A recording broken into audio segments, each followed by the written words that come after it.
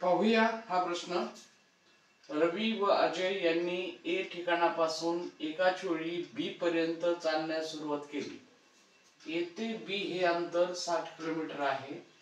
रवीचा वेग अजयच्या वेगापेक्षा 4 किलोमीटर प्रति तासाने कमी आहे।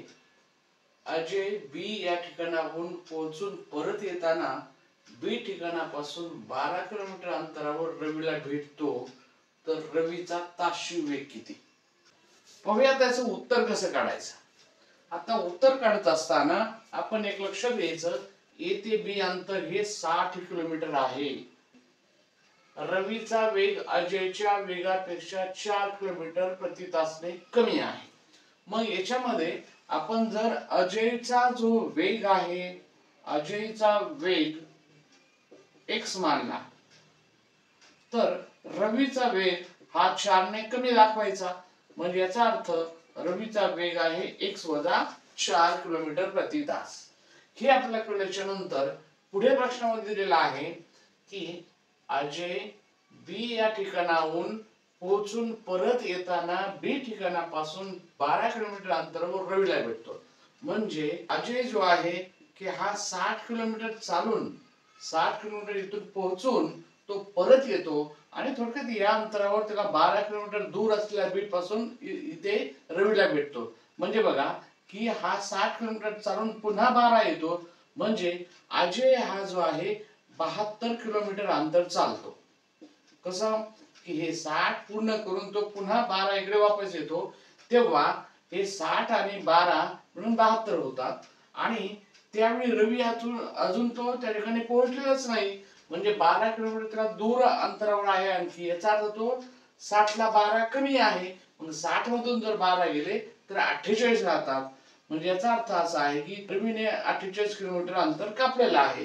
म्हणजे थोडक्यात अजयने 72 किलोमीटर अंतर जेवढ्या वेळेत कापलं तेवढ्याच वेळेत रवीने 48 किलोमीटर अंतर कापलं। म्हणजे इथे या ठिकाणी काय झालं की वेळ ही समान मिळाली आपल्याला, वेळ ही समान मिळाली। आता त्याच्यावरून काय करायचं, वेळ समान असल्यामुळे वेळेचं सूत्र काय आहे की वेळ म्हणजे अंतराला वेगाने भाग दिला की त्या ठिकाणी वेळ तयार होते। मग सूत्रात आपण मांडणी करूया। मांडणी करत असताना अजयचं अंतर 72 आहे आणि त्याचा वेग आहे x, हा मांडला। आता रवीचा अंतर आहे 48 आणि त्याचा वेग आहे x - 4। आता अंशामध्ये 72 ही संख्या आहे, इकडच्या अंशात 48 आहे आणि अशा वेळी दोन्ही बाजूला आपण एकाच वेळी एखाद्या संख्येने भाग देऊ शकतो, म्हणजे उत्तर लवकर मिळेल। आता बघा 24 ते 72 होतात आणि 24 दुने 48 होतात, असं आपण करू शकतो। आणि आता तिरपा गुणाकार करून घ्यायचा। तिरपा गुणाकार करत असताना 3 ने x - 4 ला गुणायचं, म्हणजे 3x 3 चोक 12 आणि या ठिकाणी काय होईल, 2 ने x ला गुणायचं 2x। आता 2x इकडे येऊन वजा होईल, 3x - 2x बरोबर हे वजा 12 इकडे पॉझिटिव्ह होईल 12 आणि x बरोबर होईल 12 येईल। जागेचा वेग काय झाला 12 किलोमीटर प्रति तास आणि रवीचा वेग जो आहे तो काय आहे 4 ने कमी आहे। म्हणजे रवीचा वेग आपला असं म्हणता येईल 12 - 4 म्हणजे काय आहे 8 किलोमीटर प्रति तास हा रवीचा वेग आहे। ते उत्तर आहे आपलं पर्याय हा। याचं उत्तर वर्गमुळात 400, 900 आणि 1600 यांची बेरीज करायची। म्हणजे कोणाचे वर्ग आहेत हे आपल्याला उत्तर काढून त्याची बेरीज करायची आहे।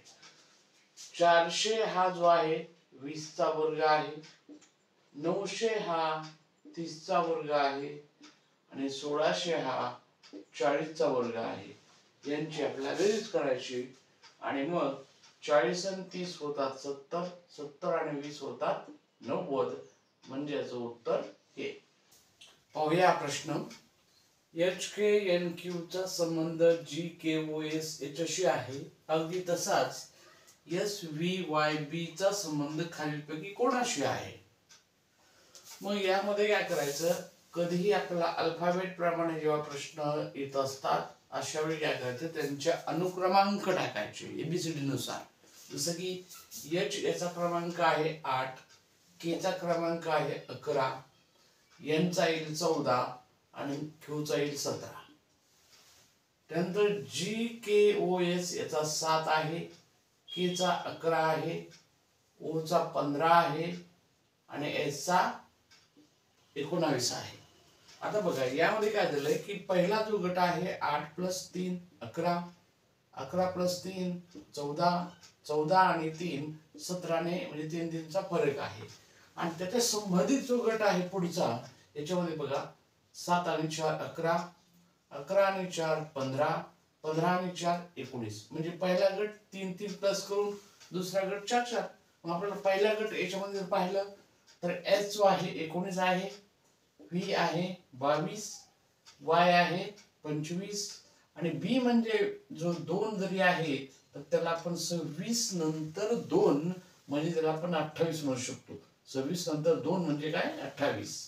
आता याच्यामध्ये +3 केले, यामध्ये +3 आले, याच्यामध्ये +3 आले म्हणजे पहिला जो गट आहे तिघा 3 प्लस करून आलेला आहे. आता पुढचा जो गट आहे तो याच्यावरून शोधायचा की ज्याच्यामध्ये काय 4 4 चा फरक असावा, तो ऑप्शन मधून निवडायचा आहे आपल्याला. आता बघा टीचा क्रमांक 20 आहे, क्यूचा क्रमांक जो आहे 17 आहे, एमचा 13 आहे, केचा 11 आहे.